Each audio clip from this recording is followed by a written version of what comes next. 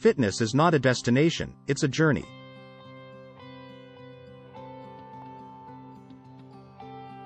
You don't have to be great to start, but you have to start to be great. Believe you can and you're halfway there.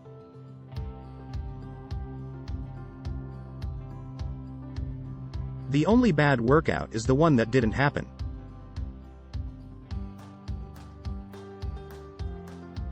Sweat now, shine later.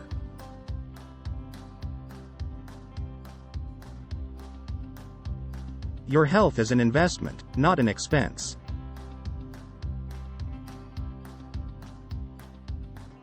Don't stop when you're tired. Stop when you're done.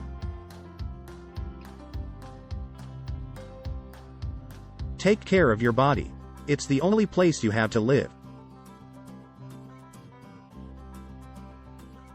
Discipline is the bridge between goals and accomplishment. The best way to predict the future is to create it.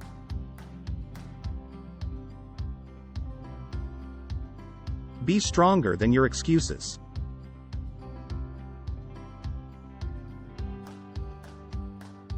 Health is the greatest wealth.